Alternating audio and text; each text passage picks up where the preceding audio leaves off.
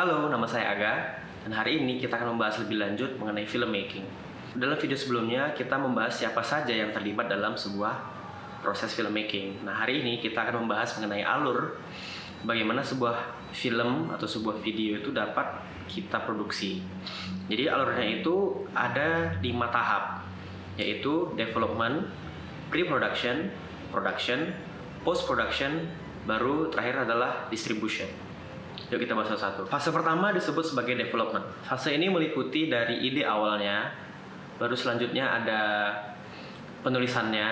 Jadi dari ide mereka tulis, baru habis itu mengorganisasikannya, baru merencanakannya atau planning sebuah film tersebut. Dalam proses ini, lokasi harus sudah ditentukan, baru casting juga sudah dijalankan, dan budget juga sudah ditentukan.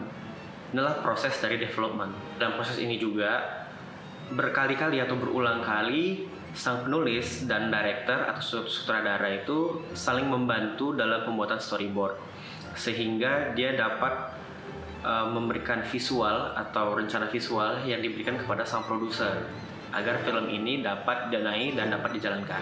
Setelah kita selesai dari fase development, masuk kepada fase pre-production. Dalam tahap pre-production ini, filmmaker juga harus mengetahui di mana tempat yang mereka mampu dan dapat membuat film tersebut, siapa yang akan berada dalam film tersebut, berapa budget yang akan keluar, dan juga perubahan apa yang akan terjadi ketika film tersebut dalam tahap produksi. Inilah yang harus direncanakan dalam pre-production. Dalam tahap ini juga mereka harus mengetahui daftar dari kru yang harus bekerja dalam film tersebut.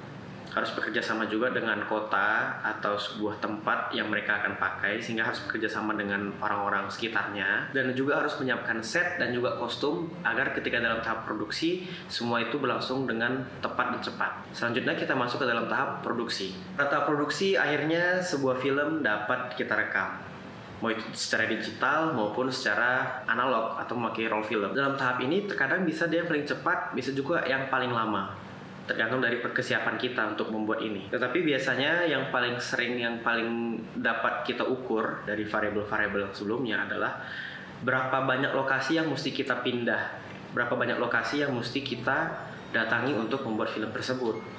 Itu adalah variabel yang paling gampang untuk mengetahui apakah film ini lama atau tidak. Meskipun dalam tahap produksi ini bisa berjalan dengan mulus, tapi bukan berarti itu terlewat dari hal-hal yang dapat membuat kita stres. Kadang ada beberapa film yang ketika dalam tahap produksi dia harus mengpostponnya atau harus mengundurnya karena ada hal-hal yang tidak dapat diganggu. Contohnya adalah cuaca atau ada bencana dan lain-lain. Nah, dalam tahap ini kita harus mengetahui apa itu plan B kita untuk dapat menyelesaikan film ini secara tepat. Tepat di sini adalah tepat waktu dan tepat dengan rencana yang sudah kita buat. Tahap produksi ini adalah tahap yang paling seru, tetapi juga membuat kita stres. Selanjutnya kita masuk ke post-production. Post-production ini adalah tahap di mana setelah produksi selesai, seluruh file-file atau seluruh footage yang ada beserta dengan soundnya itu masuk ke tahap post-production atau editingnya. Disinilah seorang editor bekerja dan menyatukan semua footage tersebut sehingga dapat sebuah cerita yang berkesinambungan sesuai dengan skrip atau sesuai dengan storyboard. Disinilah seorang editor harus menyatukan footage-nya, harus meletakkan sound design-nya, harus meletakkan misalnya visual efeknya. Disinilah tahap-tahap itu dilaksanakan.